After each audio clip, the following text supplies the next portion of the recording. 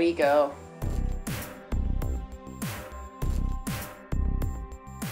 Hey guys, Liana here. The game for the week, hopefully, is the Escapists. I'll upload this one and see if I get some sort of copyright claim on it. But I picked this game this week partially because I just finished reviewing it and I love this game. But I also, yeah, go away fingers. Oh, what? Uh-oh. What are they gonna take away from me? That was unexpected. Okay, I'm gonna miss roll call. That sucks. Part of the reason I picked this game is because there's an interesting little thing about this based on what happened over the weekend. I have come to dread weekends. Absolutely dread them. Because that seems to be when a huge amount of stupid happens. Because people have more free time. And this, and how do I put this? Because this is one of those topics that it's important to talk about, but we don't collectively talk about it well. The whole gender in gaming thing. And the reason I say we don't talk about it well is that I sit here and I watch the goalposts constantly shift. And the problem is that, yes, there is a scientific element to a discussion of time to go to work. There's a scientific element to the discussion of gender in gaming and sexism in gaming. But we don't have enough science yet. And anybody who's being completely honest, that's the only answer you can really give. Yes, I named that guy Officer Shitlord. I'm not ashamed. But anybody who says anything other than there's not any consensus yet, there hasn't been enough research done, there certainly hasn't been enough solid research done. Anybody who doesn't say that right now has a political agenda, period.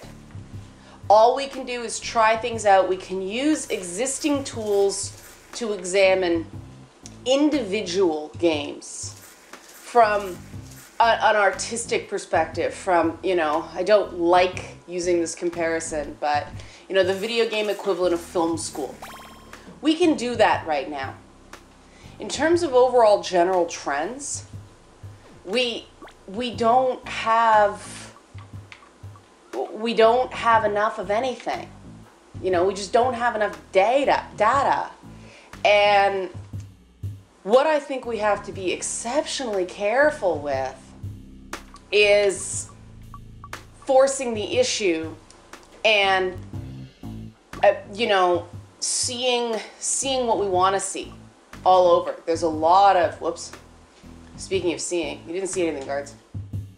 I'm seeing a lot of seeing what people want to see, even in people who should really know better. And let's see what favors posters, spatula, nunchucks. Okay. And by that, by know better, I mean people claiming to be, social scientists and things like that on Reddit saying, there is less good science, but no. Science is science for a reason. It's gotta meet a minimum burden to be taken seriously. And right now, the stuff we have just doesn't. And it's not because any individual study is necessarily bad. There's just not enough of it. Beginning, middle, and end of story. Why is that so hard? Really, why is that so hard? Why is it, exercise period, I like exercise period. Really, why is it so hard to admit that? I don't get it. Because once we admit what we don't know, we can start figuring that out collectively, and it's gonna take years. I mean, the thing that frustrates me so much is these very same academics who, you know, it's fashionable now to say no, video games don't cause violence. Well, la-di-da. We, you know, gamers everywhere knew that. But, you know, it took about 10 years to definitively say video games don't cause violence. And before that, there was attempts to regulate it, government regulate it, censorship, all this stuff, before we had the data. There were a couple of studies, probably more than a couple, 3 or 4, that came out and they looked really bad. But of course, you know, how do I put this without getting in trouble? Let's try to be delicate, because we all know how good I am at that. The thing about jumping the gun on these things is that no matter how much you mean well, no matter how much you mean well, if you start using shifty tactics, that's bad in the long run. And that's bad in the long run because then anybody can use them. And that's what we've got in gaming right now. We are still reeling from the Jack Thompson era. We are still, why do you think people are freaking out so badly? Because the people who had to suffer through all that Jack Thompson crap are now going, not again! And they're angry accordingly. Of course they're angry. Because, like, take the Escapists, for example, right? Awesome game. Awesome game. No, he's my roommate. I can't beat Odella up. It's a really cute game, really well designed. It's this interesting juxtaposition of, you know, the cutesy-cute retro pixel art and, you know, prison, which I don't know where they thought up that, but it's awesome, right? Sturdy shovel. Yeah, okay. So you buy hints from the phone. I really like that. But the thing about this game is, oh gasp, it's all men. There are no female characters. And some people would just go, nope, done. That's it, no, bad. And I think that's very short-sighted, because what's the thing that makes this being all men make sense? Have you figured it out yet? Has it come to you? Has it? It's a prison! There's no such thing as a co-ed prison, except in some sci-fi shows, and this is not sci-fi. This is pixel art, but it's not sci-fi. It is a men's prison. And I suppose they could do, you know, a women's version eventually, but why? It wouldn't change the gameplay in the slightest. Some things just are the way they are. The men's prison trope is very different in our society. You know, watch Beyond Scared Straight or something like that. You get that sense very, very quickly. Not those shows are, you know, documentaries. I'm just trying to give you something easily accessible for context. But, you know, some people would be, no, it's inexcusable. You could put female characters in this game. Well, I suppose you could, to be politically correct, but how much would the art really change? It's teeny little pixel art. The head is the same size as the body. It could be done, but I guess you could make the hips a little bit wider and change the hairstyles. But what would it add to the game? Nothing. It would it would placate a radical fringe of gaming that needs that, as opposed to wants that. Now, I would like cats in every game. I like cats, but I'm not gonna demand there's a cat in a game or I won't play it. That's silly. I am perfectly capable of playing a game with all dudes in it and enjoying it. Case in point, look at me now! Top of the world, ma! But there's a more insidious problem with, what are you guys doing? Oh, you're fighting. See, high-end graphics, they look like they were doing the Watusi or something like that. They were fighting. But there's a more insidious side effect of this demanding female characters in games. Uh-oh. A guard's coming for me. I don't like this. Go away, guard. I don't even know where this was supposed to go, so. No! No, let me out! No, no. Okay. Oh, that was like half my guard aggro right there. But here's the more insidious aspect of demanding female playable characters in games. You ready for it? Okay, here's the problem.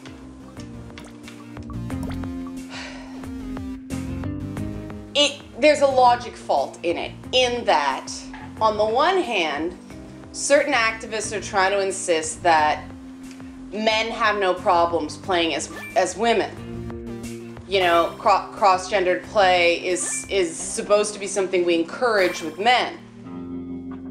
But they're making, oh shoot, I'm getting in trouble again. I'm working out to get buff. Oh, come on. No, no, no, don't beat me up. No, no, no. Oh, you're shooting at me. Oh well. That's kind of what it's like talking about gender in games right now. Big gang up of the thought police. But it really leads to nothing. Oh, you took my rake.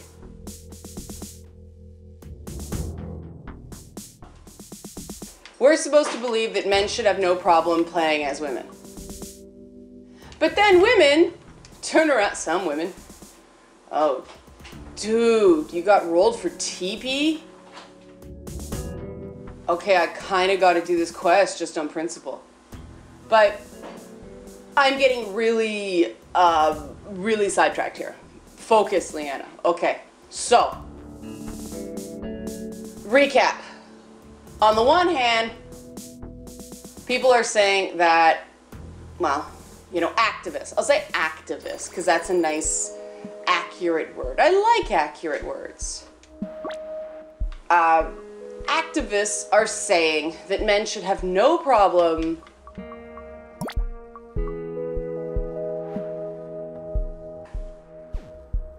but, oh, you locked me out?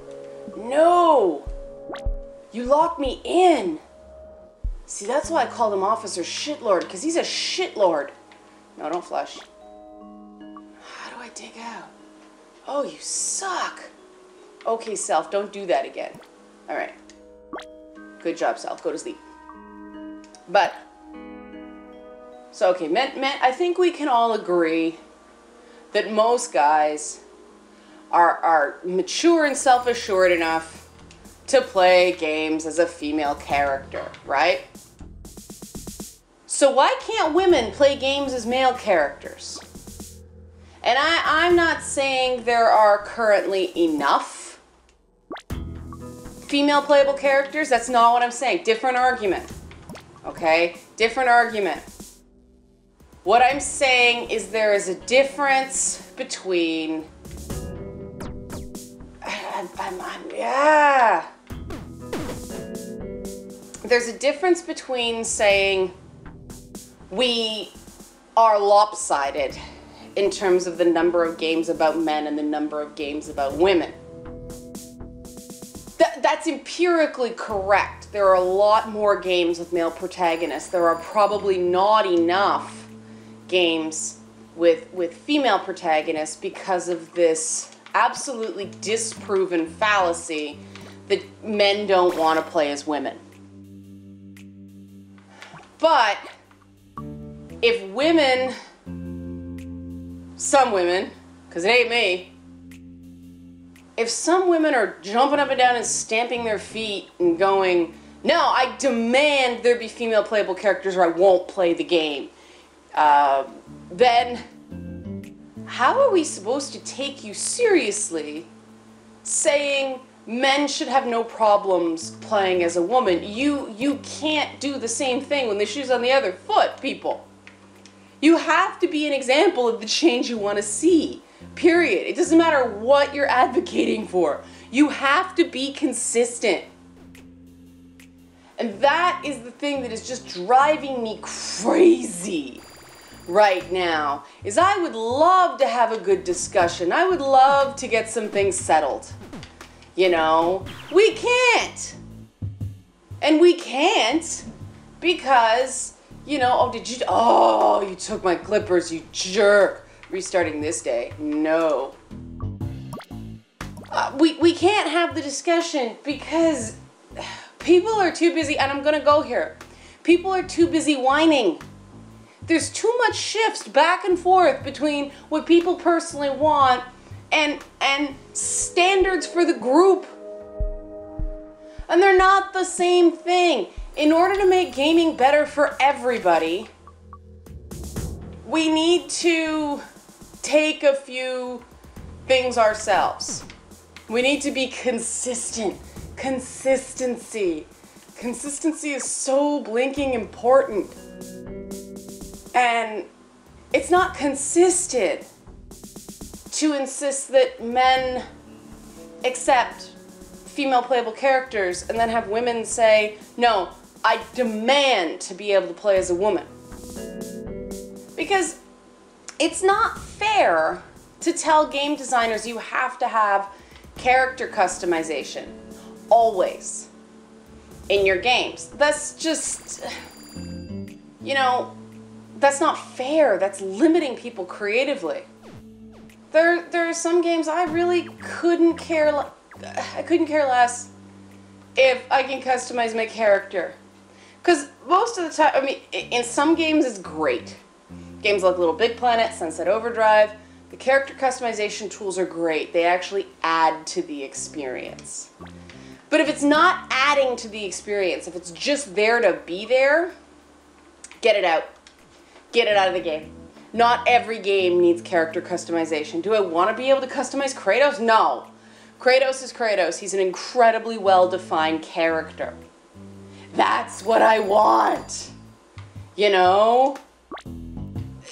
You know, should we customize Lara Croft? No. Lara Croft is a well-defined character, or she was before they started mucking around with her. The next Tomb Raider game is going to be the make or break thing for that franchise. I have been a Tomb Raider fan almost as long as the series has been alive. I didn't play the first game. But because I was kind of burned out on action adventure games then. But I was playing a lot more of RPGs and stuff like Civilization. But 2 onward, I think I missed 3. I missed a couple of games because there were a few that were, okay, legit not good. But I have been consistent since Crystal Dynamics took over, and I thought, you know, their take on the games was amazing. I thought they created a well-defined, distinct character in Lara Croft that had a reason for being in games, in media, period. She was a different, unique, shining light in all media because she was defined. But because we do live in a sexist society, we do, and I'm going to give you an example of it. The people in charge of developing Lara Croft and Lara Croft games got it into their head that the problem was that Lara Croft was not likable enough. Now, there are so many male characters in games that no one gives a shiny turd whether they're likable. Do we care if the Grand Theft Auto characters are likable? No, we don't. They're likably unlikable. Right? That's the whole purpose. They're assholes. The game, what's wrong with you if you don't realize that, especially in Grand Theft Auto 5, Grand Theft Auto 4, there was more of a nobility in the characters. But in Grand Theft Auto 5, those guys were assholes. And that's what they were supposed to be. And men are not constrained, male characters are not constrained by likability principles. So female characters shouldn't be either. And I mean, yes, some male characters have suffered in other ways from this whole likability issue. The arguments about ludonarrative dissidence and Uncharted come down to people not being able to tell the difference between a character that's supposed to be likable and a character that's supposed to be good. Nathan Drake is not a... He's not... He plays the role of a hero, but he's an anti-hero character. And a lot of people miss that because he's a charming anti-hero, but he's a rogue. He's a charming rogue. So this idea that, you know, oh, he's a hero, but you kill people. Well, yes, they established that from the first game.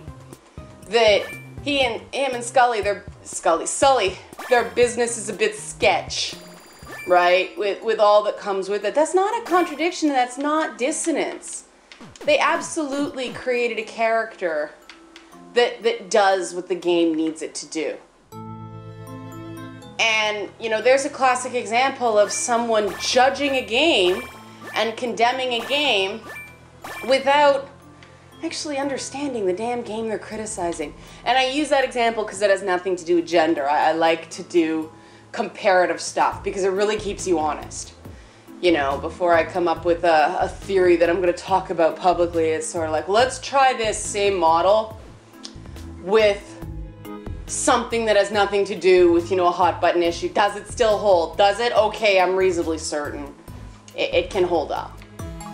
You know, like, and if it doesn't, I'm not gonna seem like a total idiot for the opinion. And I think it's important, call me crazy, to not sound like a total idiot about these things. But, you know, people rally behind total idiots because it gives them cred. Like, let's face it, you don't get any attention for backing a reasonable opinion. You get attention for backing the most ludicrous, out there, unsubstantiated thing, because then you're fighting the good fight.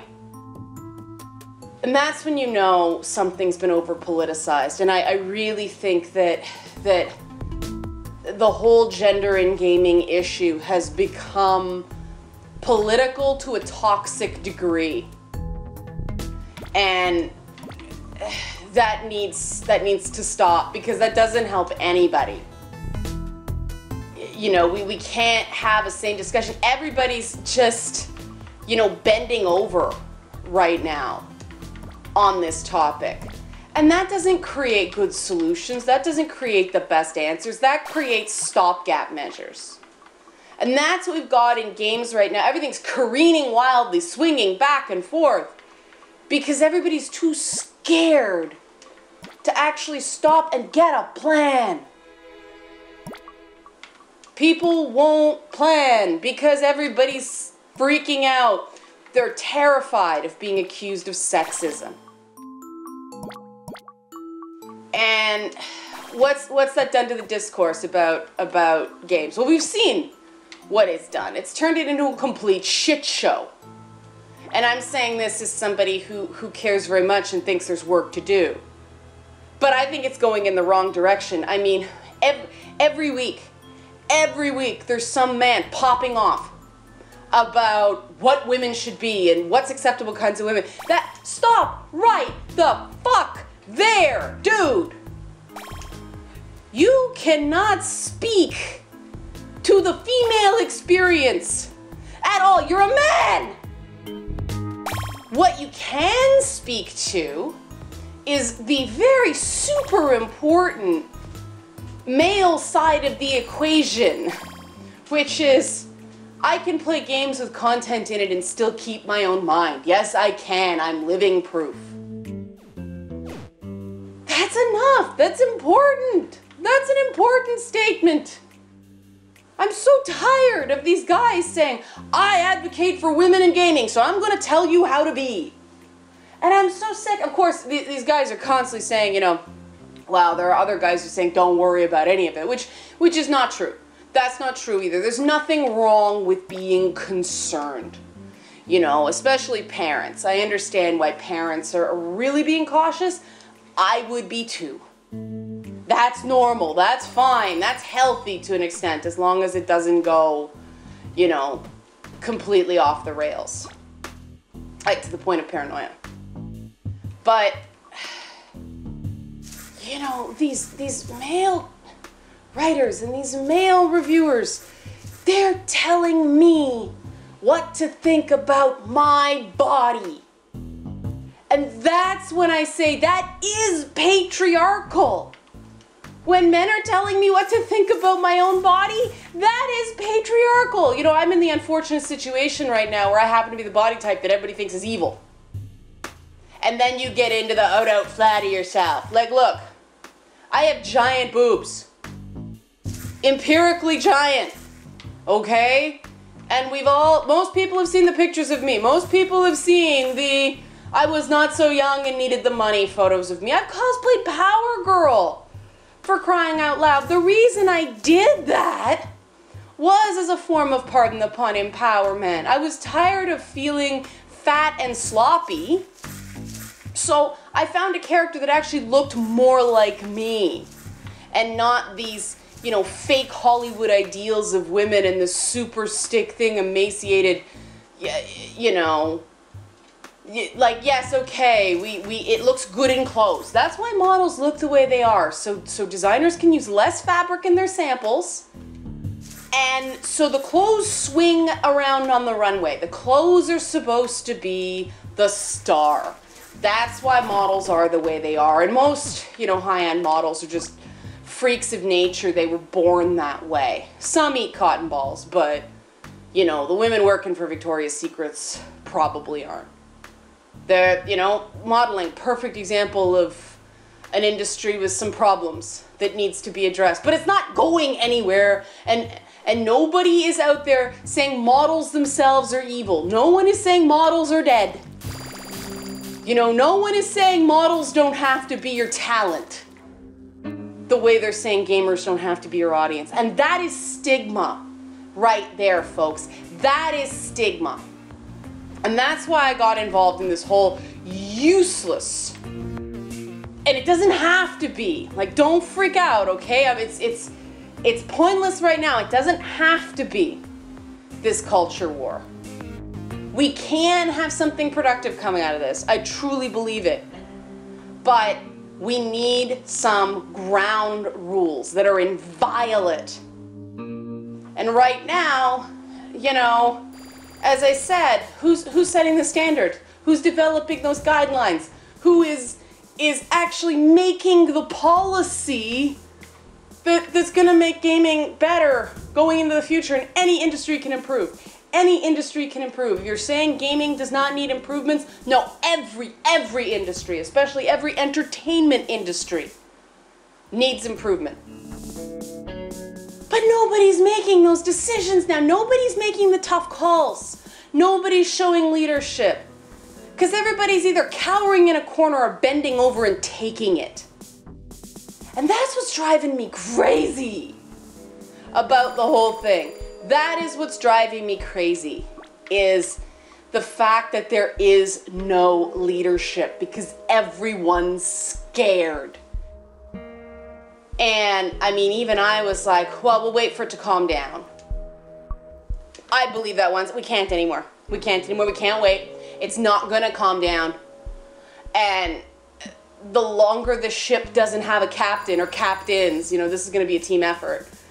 The longer it goes on this way, the harder it's going to get things back on track. This is just it's, you know, pardon the pun with this game, but it's the lunatics running the asylum right now. And I'm not talking about the regular gamers when I say lunatics. I'm talking about the fringe radicals on both sides that have hijacked this discussion and hijacked this debate. And what I think needs to happen right now, and yes, this is exclusion, but sometimes you have to do that. If you're off the hook, if you clearly have a political agenda that isn't finding a fact-based solution, if you are hypocritical or you move goalposts, you are not worth my time and you're not worth gamers' time. That's what we have to do right now.